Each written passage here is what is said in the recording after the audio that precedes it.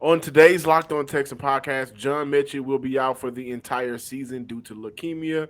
Find out how that affects the Texans receiving core, their potential game plan, their potential replacements, and we're also joined by John Crumpler from the Texan Wire. You are Locked On Texans, your daily Houston Texans podcast, part of the Locked On Podcast Network, your team every day.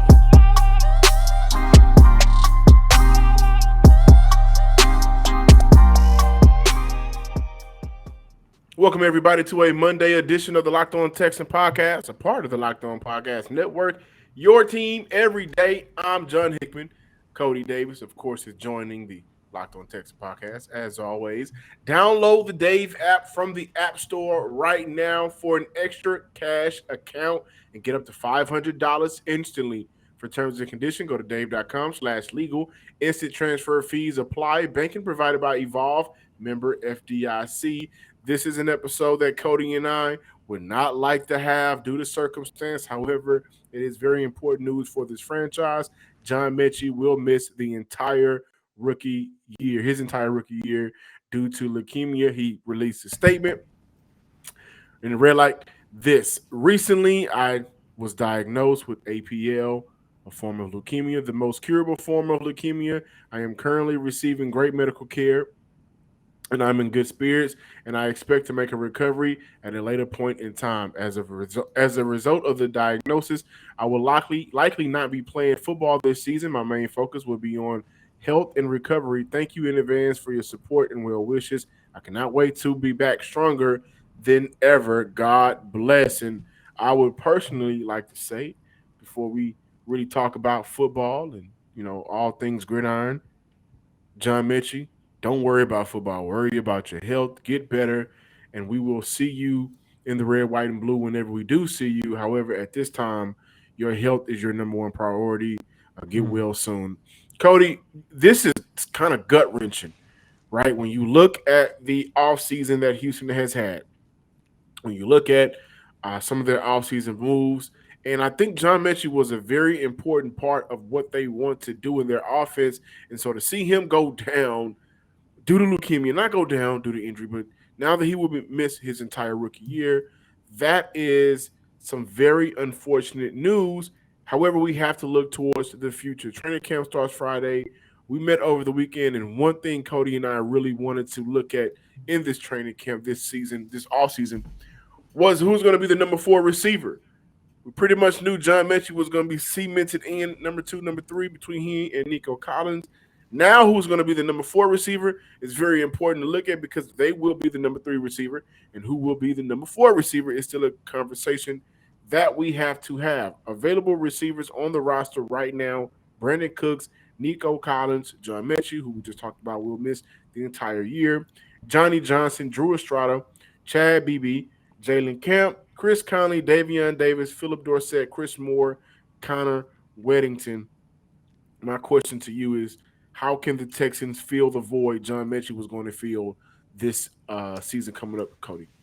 Well, first and foremost, let me just say speedy recovery, praying for the best for John Metchie. And first and foremost, I'm just thankful just for him as a person that he, was diagnosed with this in the early stages. And not only that, it's also one of the curable forms. So he's going through treatment right now. So that's good news. And at the end of the day, it don't matter what we say here on Locked On Texans. At the end of the day, his health, his life is more important than anything he would ever do for the Texans on the football field. However, John, to answer your question, what can the Houston Texans do to move forward without John Metchie? Look, I believe that the loss of Metchie is not going to hamper the Texans that much for this upcoming season. And I say that only because, look, prior to this news coming out, this was a guy who was still coming off an ACL injury. And when you go back and you take a look at what Coach Lovie Smith had to say, when you go back and you take a look at what Nick Caserio had to say, both of those guys said that it was very important for this organization to bring John Metchie along slowly,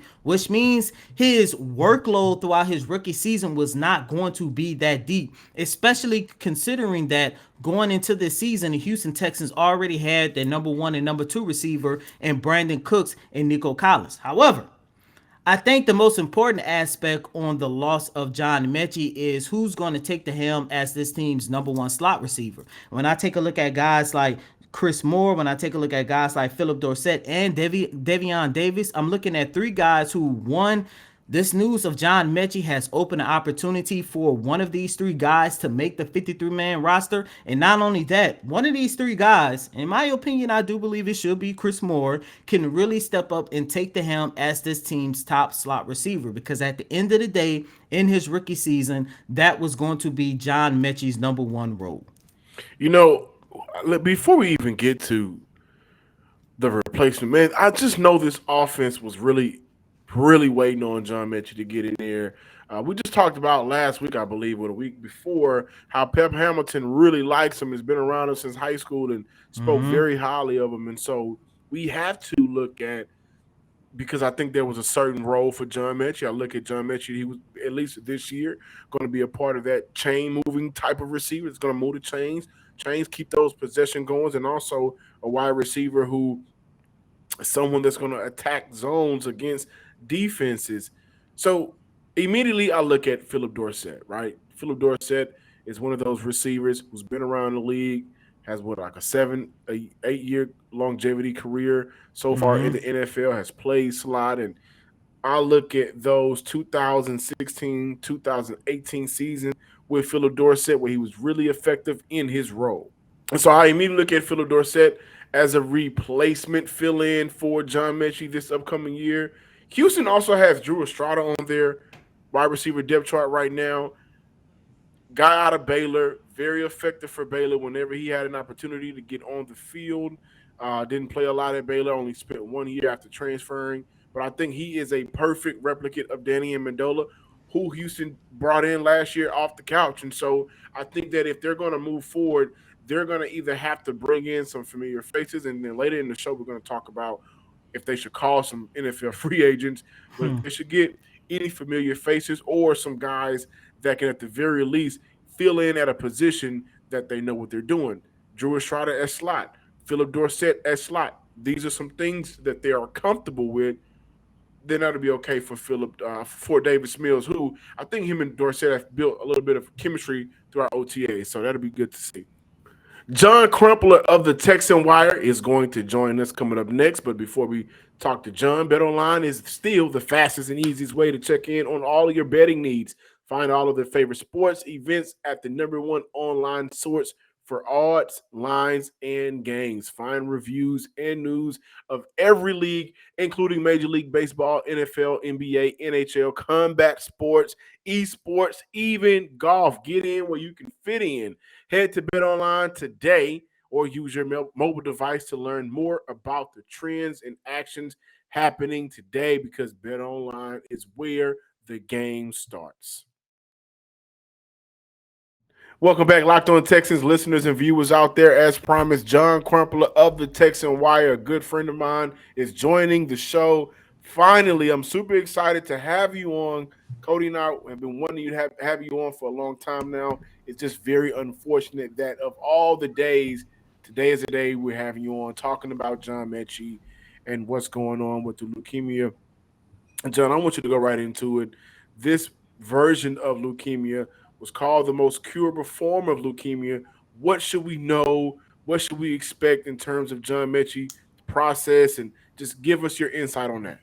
Yeah, and John, Cody, thanks for having me on. For those of you that don't know me, my name is John Crumpler. I'm a writer over at USA Today's The Texans Wire. And when I'm not talking about the Texans, I'm a third-year medical student over at Emory University School of Medicine here in Atlanta. So this is leukemia. What you can think of it, this is a cancer of the bone, of the blood and the bone marrow. And the bone marrow is responsible for making the precursors to all of our blood cell lines. So what John Metchie has, acute promyelocytic leukemia, it's essentially the progenitor, the precursors to the white blood cells, which are our immune system. It's when those continue to divide and they don't stop, and they start to replace the cells that we need to be healthy. Doing a little research on it today. It's predominantly in young adults. The median incidence around age 44, and it's between 20 to 50 is usually when people get this. And it's actually extremely rare. Only 600 to 800 documented cases per year on average in the United States. But the good news for John Metchie is it has a really good prognosis for leukemia. 90% of people who have this diagnosis do survive. And then the recurrence rate, so a lot of cancers do come back. Only 1 in 5 people will have that cancer come back. So this is something that we would expect we would expect John, that it sounds like they caught it early and he's going to have great medical care in Houston. He's not going to play football this year, but I would expect that he's going to fight through this, and we're going to see him play football again if he wants to do that, and assuming this treatment goes the way that it sounds like they expect it to.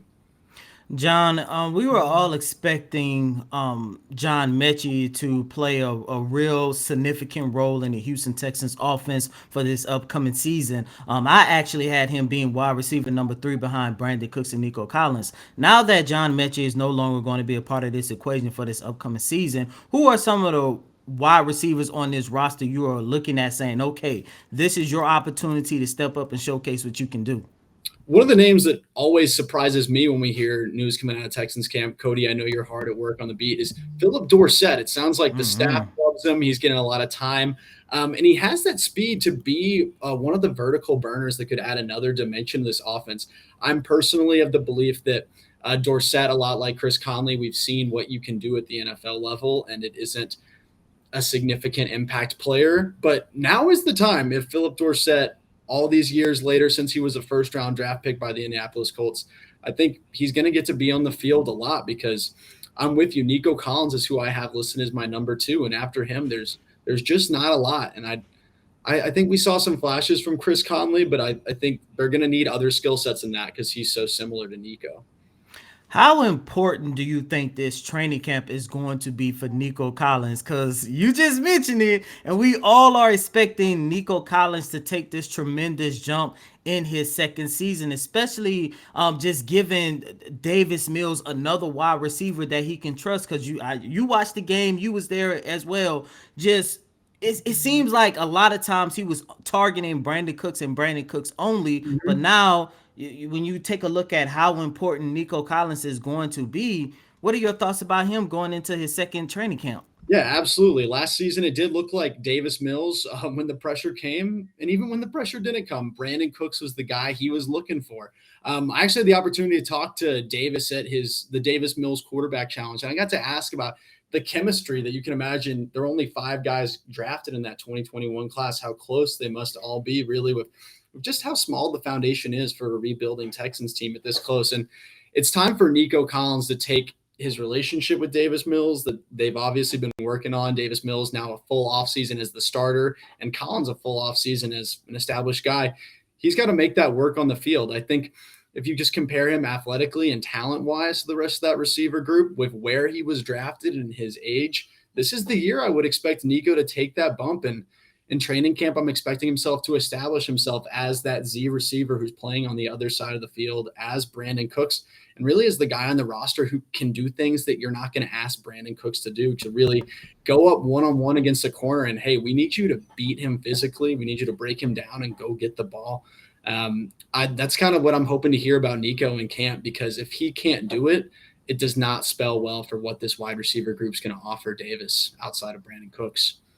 I'm glad you mentioned that, because it is very important for Nico to have that bump in his game this year. But even with Nico Collins and Brandon Cooks, this wide receiving core isn't spectacular. It doesn't knock you out of your socks, especially now that John Metchie won't be playing football this year.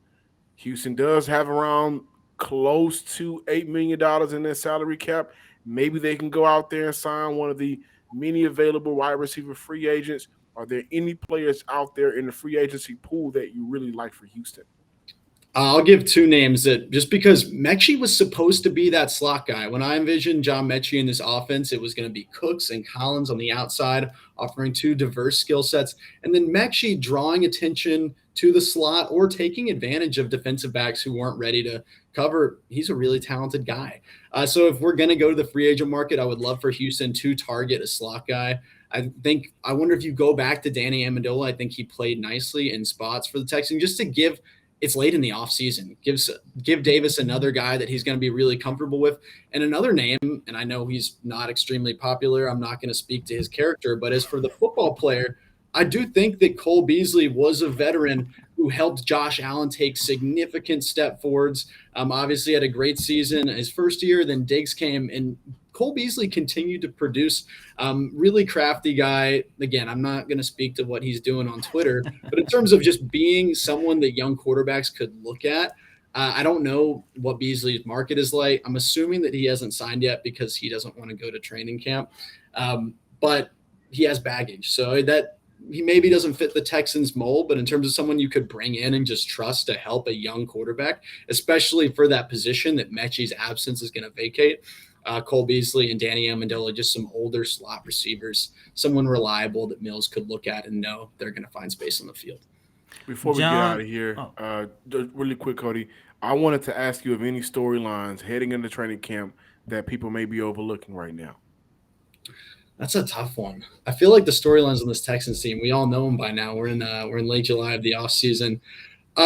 I'm personally really interested in how the defense is going to change. I think we talk about who is going to be on the field a lot with this, especially in the rookies and what positions they might play. But really all of that conversation comes under the pretext of the Tampa 2 and the base 4-3 defense, 4 down linemen, 3 linebackers, 2 corners, 2 safeties. And the Texans personnel is built to do something different this year. And I think the biggest thing we're going to see from training camp is, hey, Lovey, it didn't work the last time you were a head coach. It didn't work at times last season as a defensive coordinator. And the way you drafted really suggests, hey, you got a corner who's going to dominate in mankind. Stingley can do a lot of things, but he's the most talented defensive back on your team, and you want to put him in situations to succeed.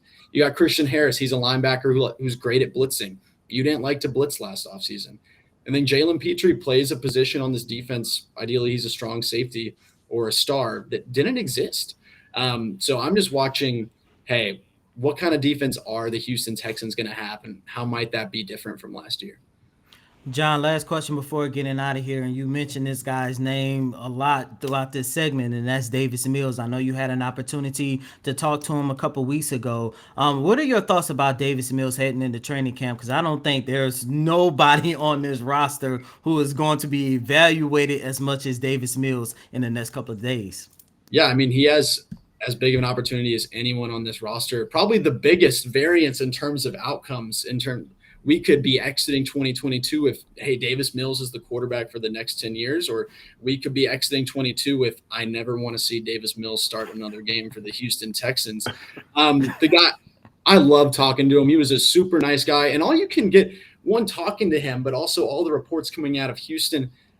Davis is a guy who's in control of that locker room right now, and it sounds like the Texans have really given him not just the keys to the offense, but keys to the franchise that doesn't have a lot of leaders right now. They didn't bring in any other quarterbacks to really challenge him at camp. It seems the goal of the quarterback room has just been to build infrastructure that best supports Davis' development as a player.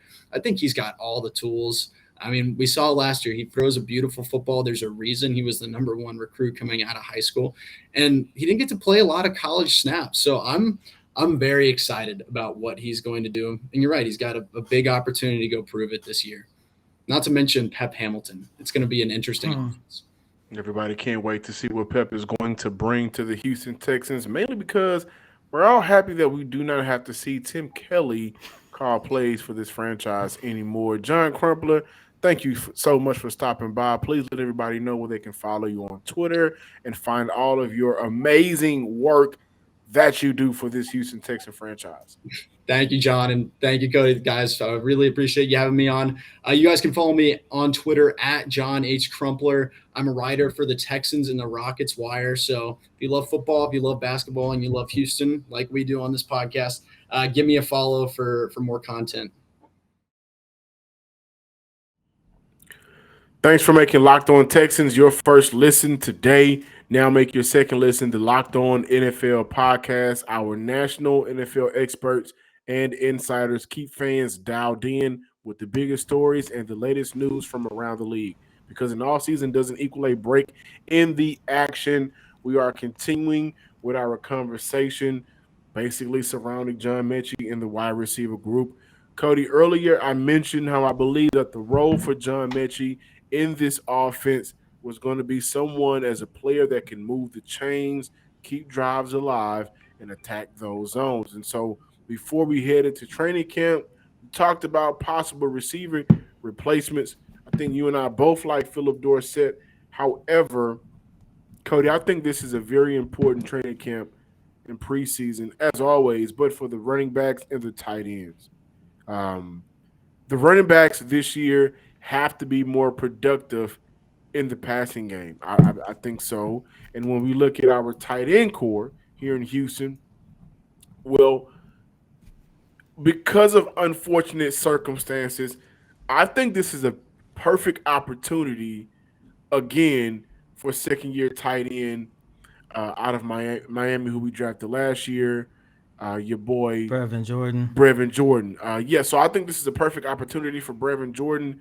His skill set can allow him, because of his physical traits, his just natural God given physical traits, to be really utilized in the passing game and be effective heavily. So again, I think this is a great opportunity for Brevin Jordan, who should be leading the tight end race right now.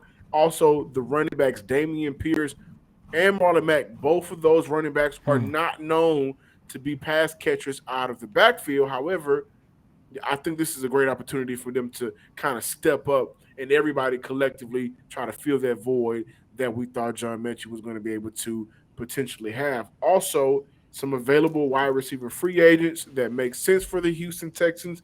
I mentioned this guy earlier in the show, Danny Amendola, former New England Patriot guy, spent time here in Houston last year, had a couple of good, very productive games for Houston, has some familiarity there with Davis Mills, and I think that he's one of those players, plug and play, right? Knows the offense, kind of knows what he wants to do, knows his role. He can come in day one and just kind of fit the role as a veteran, right? Also, guys, don't get mad at me if you're a vaxxer or anti-vaxxer. I don't know where you stand if you listen to the show on the lines, but Cole Beasley, I think, would be perfect. He's healthy, focused on football. I think Cole Beasley would be perfect not only for this offense, but specifically for the development of Davis Mills. Cole Beasley, when you look at his career, he has helped Dak improve as a quarterback. The last two seasons, he has helped Josh Allen improve as a quarterback. And so I think that because of how great he plays that slot role as a wide receiver, just finding zones and being very effective, especially after the run, he's someone that maybe not long term, but if you do want to go out there, sign a veteran wide receiver that make sense, Cole Beasley would be the perfect vet out there that you can bring in. I think that he'll do good moving forward, maybe for a 2-year deal for Houston. Who knows? But he'll be able to help Davis Mills and his potential growth in the NFL. You stole two of my three potential wide receivers that Oh, I would like to see the Texans go after, and that was Danny Amendola, Cole Beasley, for all the reasons that you just said. However, John, the one guy I do believe that would make sense for the Houston Texans, given the state that they're in right now, in terms of everything that's going on with John Metchie. You're looking at an offense that wants to be 10 times better for this upcoming season. Of course, as you just finished talking about the development of Davis Mills, I wouldn't be too mad if the Houston Texans go out and get Deshaun Jackson. And woo. I say that Thought you was gonna because say Odell. no. I think see, and these are the reason why I went Beasley, Amendola, and Jackson.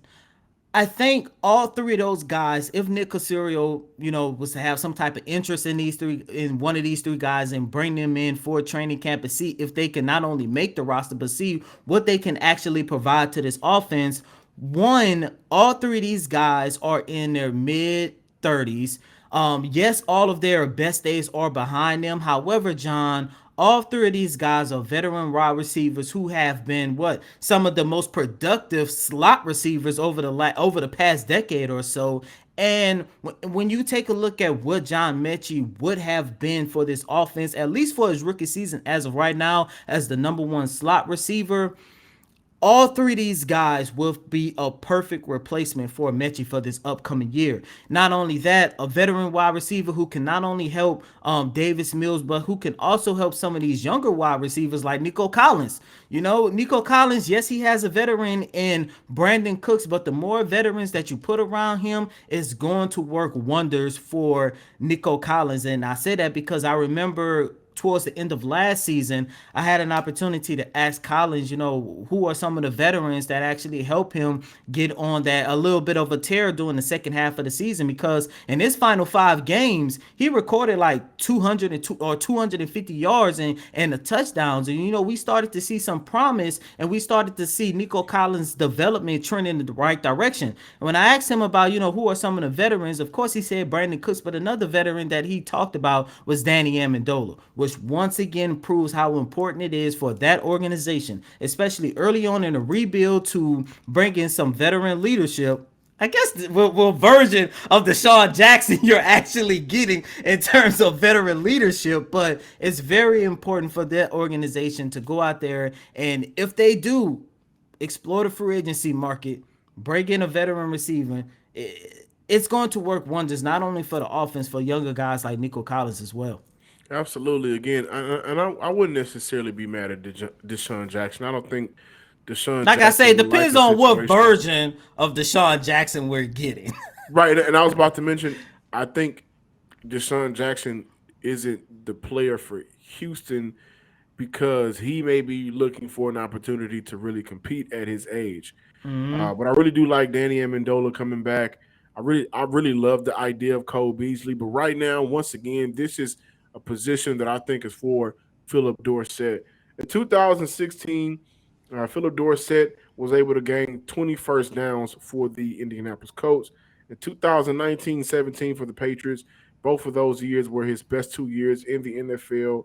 16 yards per catch in 2016, 13.7 yards per catch in 2019. I think he feels the role perfectly, and in both of those years, near to around 30 catches in a year, 30 receptions in a year. So again, it's going to be a collective group, like regardless. Like everybody's going to have to kind of step up in their game when you lose a player that you're really anticipating.